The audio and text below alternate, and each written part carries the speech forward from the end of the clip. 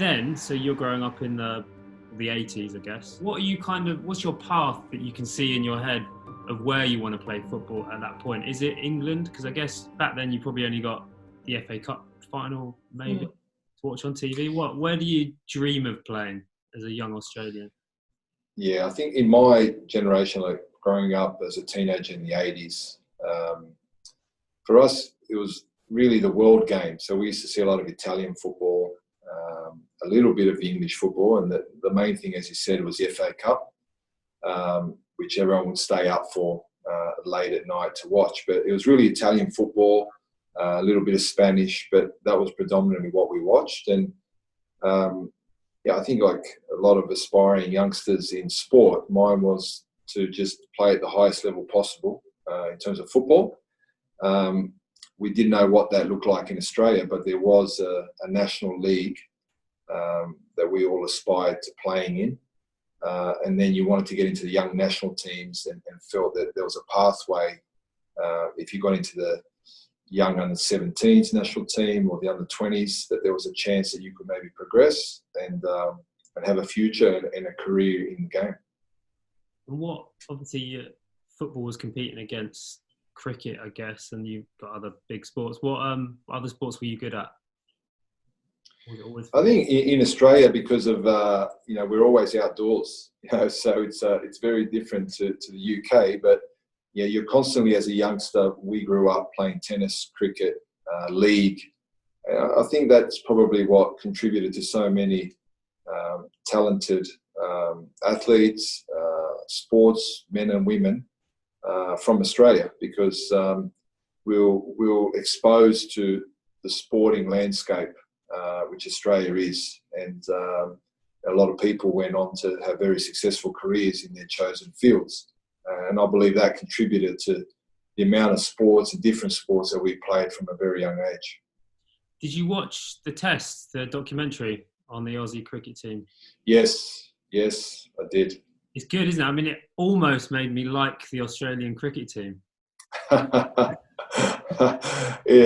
Yeah, it was. I thought they did a fantastic job putting that together. And obviously, in this, although the pandemic has been tough to take for everyone worldwide, we've all had a chance to stay at home and reflect and watch all these great documentaries that have been on TV, and that's certainly one of them, and it gives you a good insight into the Australian team and what makes them tick. Now, you mentioned playing through like Australia under-17s. You did, and you played for Sydney United. And then how did it come about you moving to Japan? Going to Japan, obviously I didn't think that would be a pathway, but I was fortunate to play in the 17s national team, the 20s. I went to the Barcelona Olympics as an 18-year-old in an under-23 tournament. And then literally 2 years later, I broke into the national team.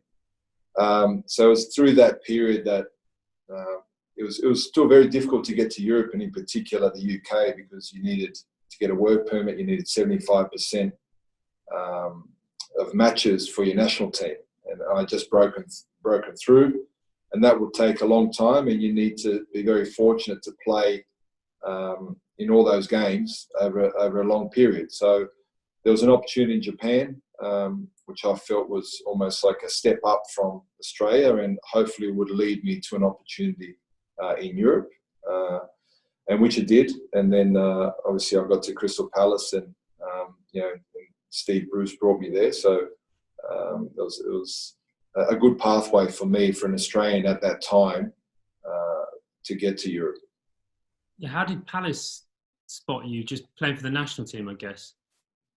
Yeah, at that time, all players that really went to any part of the UK or the continent, we were really watched at an international level. And the more games you could play at that level would prompt more scouts and more opportunities. And, we had a lot of players that were successful, Australians that were successful in Europe, and that opened up some doors or some possibilities. People believing that Australians can play football, and that continued. And in the end, you ended up having Mark Bosnich playing at Man U, and Mark Viduka, Harry Kuehl. So it's a very good era, a very good generation for us of players playing abroad and playing at the very highest level. So that really opened up some doors. Obviously, we had to meet criteria in terms of work permits, but the national team really gave us that chance. So you really needed to be in the national team at that time. So there were a lot of good, talented players that weren't seen, unfortunately, by not playing in the national teams. I think now we go through Asia. We're in the Asian Confederation, so we see now that a lot more Australians are applying their trade in Asia. It's a lot more difficult for them to get to Europe. But then during that time, we had, for our World Cup campaign in Germany, we out of 23 players, we had 22 that were playing in Europe. So the squad was, a really good team and a lot of players, in the best leagues in the world. I guess Terry Venables, when he was manager, he definitely drew my attention to the Australian national team when he was there. Yeah, I had him. We obviously had him for a short period, and I was just breaking into the national team. So I had the experience of being coached by him during that time. And yeah, the profile was obviously growing, and having Terry Venables as the head coach, really lifted the profile, and and really worldwide we were really accepted more as a footballing nation, as a nation that was evolving their football. I think we've just grown from strength to strength from there. So you've come from Japan, landed in London, and what were your first impressions of Crystal Palace Football Club down in Beckenham? Firstly, I was privileged and honoured to get the chance, and with Steve Bruce to bring me into Crystal Palace. Obviously the start is always difficult. You've got to adapt, and I was having issues with my work permit, so I was really on the border of just having enough games to qualify. So I didn't start the season. I missed the pre-season, but just in that period, just seeing the professionalism of the club. Obviously, Steve Bruce had been a defender and played at the very highest level with Man U. Really enticed me to take that option when it became available. It was an amazing start to the season, wasn't it?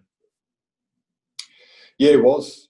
I know we won the first couple of games under Steve Bruce. I didn't play in those, but I came into the third game because I just got my work permit then, and we lost the next, I think, 3 or 4, which it was tough adapting and trying to fit into the group. And then I believe we went on a run between 6 or 7 or 8 consecutive wins. So it was a really good start, and that made me feel really comfortable in London, and obviously at Crystal Palace as a football club. And what was different about the football compared to what you'd been playing in Japan? Oh, it's you can't really compare the two. Japan's a very technical league, and if you see them play as a national team, they're technically gifted, the way they retain the ball, and very possession orientated game. And England is, it's 100 mile an hour. Real athletes and players that play at that tempo. Anything between 40 and 50 games a year, and that was the real difference in terms of the physicality and the speed of the game. So that was something that we as youngsters in Australia always watch and admire, and I'm very happy that I had the chance to experience that myself. So that first season, it was about a 10th place finish. Was that because of that run that you went on earlier in the season? Was that a disappointment, or was everyone pretty happy because the club had had only been saved 2 years before from nearly going bust, and Dougie had scored that winner against Stockport just before you got there to kind of stop the club from going down? Was it a happy time to finish 10th, or was it a frustration? I believe the way we started, Steve Bruce left after that great run, which we felt we had some good stability there, and once he left, we probably really didn't recover for the rest of the year. So there's probably a lot of frustration that we didn't really kick on with the great start we had. And finishing 10th was obviously solid, obviously stable in terms of where we finished on the table compared to just being saved so recently in that game against Stockport by Dougie. But I believe overall it would have been disappointing, and it was for all of us. That I believe if Steve Bruce had stayed with us through that period, then we certainly would have been in the playoffs. And the next season was, I think it was 15th the next season. Trevor Francis left at the end of it. Why? Can you put your finger on why it didn't work out for Trevor Francis? I don't know. Sometimes it's hard to put a finger on exactly why things don't always work out for a manager. But a lot of it is timing as well, and when you come into a new club, and we were going through a lot of changes at that time. From my time there, the managers had changed 2 or 3 times, or caretaker managers. So we were once more searching for some stability. And then there is a manager with new ideas and new players come in. So it's never easy. And in the end, he had success in Birmingham, but it just didn't work out at Palace. Around that time, I spoke to Wayne Routledge yesterday about his time. He broke into the team that first season you were there, I think, when he was at 16. How good was he as a youngster? Yeah, he was great. He was extremely talented, very raw in terms of his development, which was actually nice to see. Just someone enjoying their football, and I see him do things now on the pitch that reminds me of what he did back as a 16-year-old. So it's great to see that he's kept all those attributes and he's had a fantastic career. Yeah, he talked a lot about how he said once he got into the first team, he didn't feel like he all he was thinking about was just playing. He didn't feel like he was learning. He was just learning by playing games. But then he feels like once he got older and played under Brendan Rodgers, that's when he first started really thinking about football more. As a manager, when you're dealing with young players, how hard is it to balance guiding them and also having to cope with concentrating on the pressures of managing the team as a whole? You're right. That's always a difficult balancing act, because you like a young talent because of the raw ability that they have, and you don't want to take that away, that they lose confidence in what they are doing, in what their strengths are, and that they enjoy and play with a smile on their face. But you also want to bring in the structure that's required and the tactical elements that are required at the highest level. And it's always a balancing act to try and bring the best out of those youngsters and keep them maturing and keep them developing. And Wayne's a great example, as was Wilfred Zaha. When I came there as an assistant with Dougie, just watching Dougie, the way he managed a young raw talent to try and keep him expressing himself, but trying to get him to understand what the professional game is about.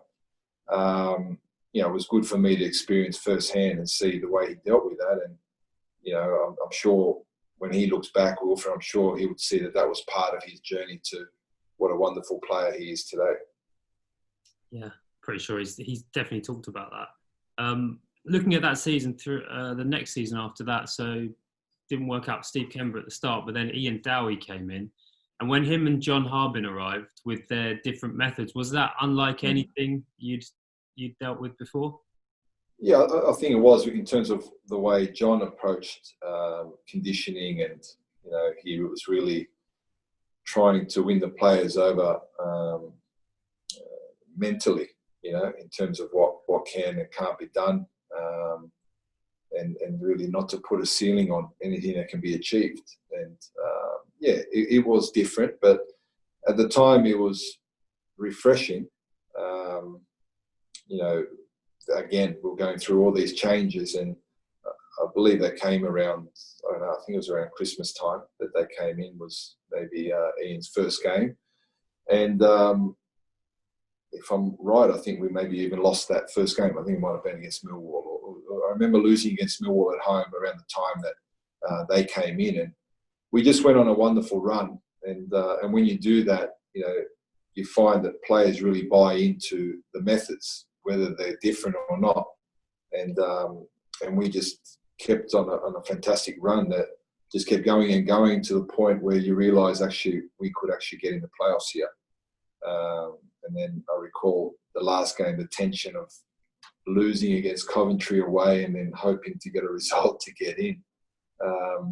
But overall, obviously, a brilliant season to get promoted, and fellow Australian as well. So it was good to see John there, and I'm still in contact with him now. So really grateful for that period. What's he up to now? John's always, he's always out back, up north of Australia, working always with some young kids, and it's not just in terms of football, but life skills and just trying to help people. And that's how I best remember John.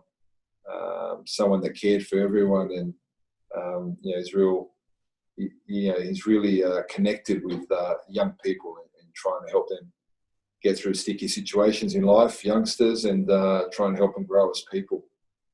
A great mix in that team of experience, youth, and characters as well.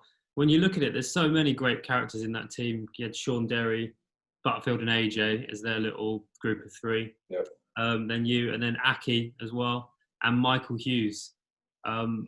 Michael Hughes and Aki were great together, weren't they, in midfield? Yeah, they were fantastic during that time, and they really complemented each other in terms of their attributes playing in midfield. And you're right, we had a really strong group, but we also had a really strong bond amongst the group, and it's a good mix of real hard workers with flair, creativity. We just found a way to just keep getting results, and doing it in a real positive manner. And we kept a lot of those good players fit regularly, which really helped us to finish the second half of the season the way we did. And you got into the playoffs. That first leg, I was watching it back. The penalty, you won the ball, didn't you? But I don't know if you can remember, but I'm sure I was watching. Yeah, against the commentator didn't say it, but I'm Sunderland. Yeah. That was always a contentious decision. Fortunately, it didn't cost us in the end, in the way it turned out. But that sometimes goes for you, sometimes it doesn't. But overall, I'm sure we'd all accept the end result of that two-leg playoff. Yeah, it was incredible 2 legs. Darren Powell popping up with the vital goal right at the end, and then the penalty shootout. Your penalty. How many penalties had you taken before that? I think I'd taken a couple in. I know with Trevor Francis, I took one. I'd taken a few prior to going to England. I was taking penalties in Japan and obviously in Australia as well. So it's something that I did. If I wasn't the first penalty taker at some clubs, I was always second or third, and I was never afraid to do that. So when it got to that point, I was, really sure of myself in terms of wanting one. It was great to step up and take it, and obviously contribute by scoring and helping us play a part in helping us get through. It was an unsavable one. I think you got the inside netting. Yeah, it was a good penalty, actually. Wasn't it? It was a good pen, and they're obviously, you can practice your pens all you want, but after 120 minutes, when fatigue sets in, even the best penalty takers, it can be difficult. So I hit it sweetly, and fortunately, it went in. Then you got the final against West Ham. Every single player I've spoken to says going into that game, you knew you were going to win. I'm presuming it's the same for you. Yeah, it was we were so strong, not just physically, but I think mentally. It was a real belief, and we had a whole squad to pick from. Anyone could have played in those games, and we would have felt that we could win. And obviously the 1-0 win was, we felt well deserved, and just topped off an amazing season, and in particular the second half of the year. What were the celebrations like afterwards? Yeah, great celebrations. I think they lasted for quite a few days. Obviously, we're in Cardiff, and then going to London and continuing on, and I had a lot of family and friends that came over from Australia to watch the playoff final. So it was a wonderful experience for them to see a live game of that magnitude in terms of what you're playing for. And I've got a couple of friends that came over that still talk about just seeing half the stadium full of Crystal Palace fans, the other half of West Ham, and just what it means to the fans of both sets of fans of each club. And I think that's something that we don't get to experience, that type of pressure game here in Australia. And a wonderful experience that was, definitely.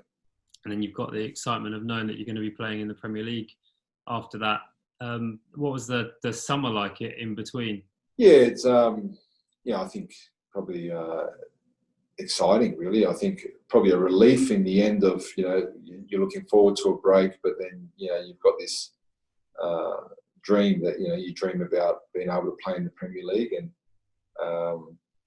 obviously that's something really exciting and something to look forward to. So it's obviously a big summer for everyone in the off season, in particular the club, to try and get geared up and ready for that for the Premier League. But we earned our right to be there, so it was great to get that chance. And then when you did play in the Premier League, how back then, how big a step in terms of the difficulty of the football or the physicality was it going from the First Division to the Premier League? Yeah, there's clearly a difference. But as you can see now, so many teams have come up from the Championship and been able to stay there, and become a stable club in the Premier League. So, initially, obviously, everyone, you find it difficult. You're hoping to get results. You don't really believe maybe that you can get them. And then as the season goes along, you start. I felt that we started playing a lot better and really doing well in games because the belief started to grow.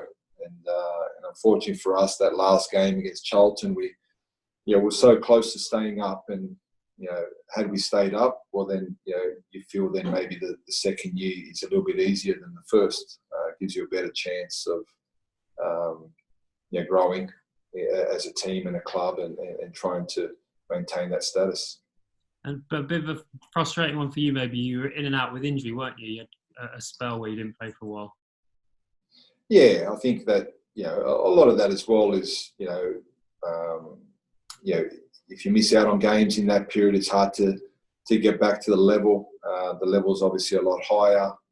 You need to be at your best to play in the Premier League. And look, I've got no regrets of how that all went, and I would have loved to have played in the Premier League 4 or 5 years earlier. But nevertheless, I wouldn't change that experience. Now, we talked about positives, so I'm allowed to talk about this now. When you put Tony Popovic when search on Google, one of the top things that comes up is own goal, because you did score one of the best own goals I've ever seen. Yes.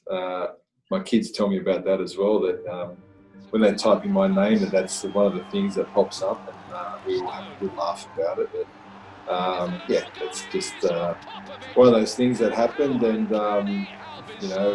it's obviously one of the better own goals you'll see fly off someone's foot, and it happened. So then, next season after that, expected to come straight back up, I would say, because we did do so well in the Premier League, but then lost right at the start to Luton. In the end, did get to the playoffs. But what do you think was different the year after the Premier League that meant that you couldn't get promotion? Look, everyone expects the team that goes down will come straight back up, but history shows that that's not so simple to do. And there's a weight of expectation, and you can at times get caught up believing we're expected to win games without actually playing consistently well. And in the end, we went through some challenges through that year to make the playoffs. We did make the playoffs, so we did give ourselves an opportunity once more to go up. But it probably felt a little bit different in terms of making the playoffs this time. May have felt more in regards to that we'd need a little bit of luck along the way to get through. While previously the playoffs, you felt you were unstoppable. And then that could have something to do with coming down and, maybe the mental scars of that and trying to pick yourself up again in the championship. And look, we obviously didn't have a bad year making the playoffs. Unfortunately, we had a really bad first leg. I think it was against Watford at home. And then, we really made it difficult for ourselves. Now, Dougie said it was when you two were playing together that you started looking into coaching. Was it going down? Did you do some coaching courses together? He said that you and him thought you were the best coaches in the world at that point. What we thought we were. Yeah. We started that quite early. When you have an interest for the game, and then it gets to a point where you start looking a little bit more at how teams are playing, how training sessions are put together, and why they're done in a certain way, and we started going into that in more detail, and then we realised we both enjoyed it and wanted to start doing the courses, and when you're doing it, when you do it with your peers, as we did in the UK, you start doing it with players with great experience from other clubs, and you really start sharing ideas, and you start hearing how different managers work and why they do it that way. And then we had a bit of a taste of what it could be like, if you get involved in the coaching aspect once your career's over. Yeah, because you ended up you went to Qatar, didn't you? And then back to Sydney. But then you ended up coming back to Palace in 2011. Was that as soon as Dougie got the job full-time, he called you up? Yeah, so that, as you mentioned, my path really was after the World Cup in Germany. I went to Qatar and then finished my career in Sydney and started an assistant coach's role in Sydney FC, whilst completing my UEFA A courses in the UK. So I was still coming back to the UK, and then it was really out of the blue. I knew Dougie was an assistant with Palace for the first part of the season, and that was was really getting involved in that and getting his foot into the coaching side of the game.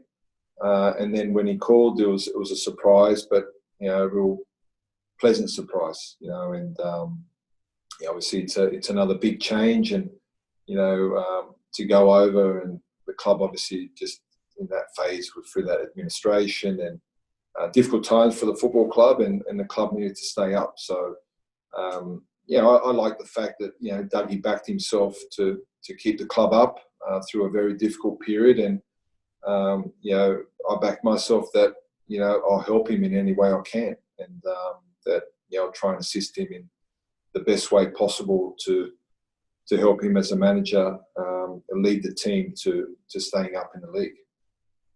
He made some great signings back then as manager. One of them, who went on to be the captain, Mile Jedinak. Did you have a hand in that at all, in bringing Mile to the club? I think, Dougie with Lenny Lawrence, we would sit down and, what positions we need strengthening in. And, Dougie obviously had a very good network of people that could look for players that we're after, and obviously in the budget constraints that you have. And then the type of player that Dougie was looking for, I proposed that, maybe Mile could be one of those that could fit into what's required at the club. And I think once Dougie went into detail, having a close look at him, he agreed that he'd be a very good option. So it turned out to be a fantastic signing from Dougie.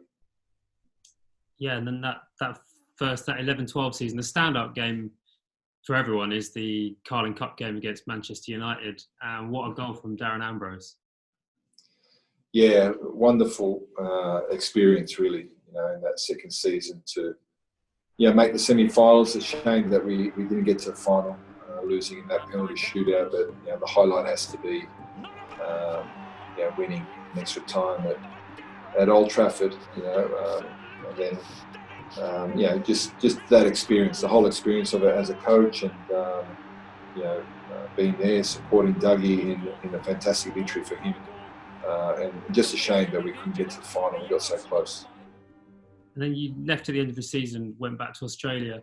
Was that, obviously, because you had the manager's role, did you always think that you'd go back to Australia to manage? Because I'm guessing your family, your kids would have been a little bit younger then.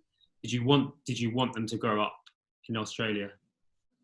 No, I've never really had a set plan for that. I think when you're a footballer, and in particular when you're from Australia, if you want to get to the highest level, it more than likely won't be in Australia. So you will be out of your country. You will be away from family and friends. So coming to the UK with Dougie, I had no expectations on.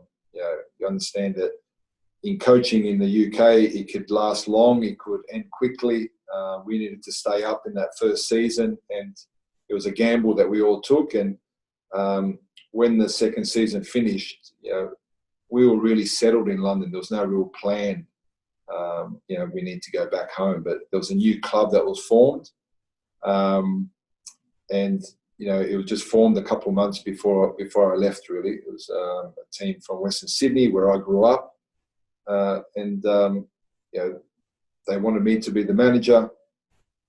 It just felt right to go do it, to start up the new club, and a huge challenge to start a new club with only a couple of months before you start pre-season. But it was an exciting challenge, and it was one that I felt that by working with Dougie and Lenny for that season and a half, it gave me real confidence to go back and start a club from scratch. So I've mentioned it many times. I'm very grateful to Dougie for giving me that chance, because it gave me a lot of confidence and belief to go on to be a manager. And you finished top of the league in the first season. Yeah, we did. So it was an amazing season, really. We started off with 3,000 members coming to games, and we finished the season with like 16,000 members. So it was a real bright spot for football in Australia. It's a real passionate, multicultural area out west in Sydney. A lot of Europeans from all over Europe, and they all embraced this new club and felt it was something that was missing in Australian football. And I was there for 5 years and just had a fantastic time there at the club. Yes, the next season you won the AFC Championship. That's very much the pinnacle of club football, isn't it? Yeah, it is. I think and you win the Champions League in Europe, that's pinnacle, and for us to do it in Asia is, I'm not sure how, or can it be done again? Anything's possible, obviously in football, but we're certainly the underdogs, and very small budget that we have in Australia compared to the budgets that they have in China and Japan and Korea and Saudi Arabia. It was an amazing achievement from a group of players that just believe that it's possible, and a wonderful experience, and wonderful honour to win that trophy. And now you're at Perth Glory. You finished first last season, didn't you? Yep. How's it going in the A-League at the moment? We're definitely a lot more aware of it over here now. In the past, definitely. Well, as Palace fans, we're aware of it because when you won the AFC Championship, obviously everyone hears about that. But then now it feels like it's growing massively. Yeah, it's growing all the time. I think we've probably the last couple of years as a league stagnated a little bit. It needs a new injection. There's a new team coming in next year, so the clubs. We probably look at ourselves a little bit like the American League, MLS, and we're probably 5-10 years behind them, and we've seen where they started and how far it's grown. So hopefully that we can keep improving the league and the standard. The national team's doing a great job, but the league needs to be strong, and it seems to be getting better all the time. We're attracting better foreign players, more at their peak of their powers, not so much to retire, to come for a year as a 35 or 37, 38-year-old. We're getting more foreigners now that are in their early 30s that still have a lot to offer on the field. And I feel that the speed of the game, the professionalism has really improved. And obviously we still got a long way to go, but it's a league that's constantly growing. And the more that sides like Man United and Chelsea can come out, and obviously it wasn't for the coronavirus, Crystal Palace would be in Australia as well. It can only add to the exposure of our country and also our league. What do we need to do, Palace, to get Australian fans supporting us, other than winning the Premier League? Well, yeah, there are fans obviously here that love Crystal Palace, because I can vouch for that myself, because I see it. I think the key is that to do what you had planned to do, was come to Australia, that actually people see you and can engage with you.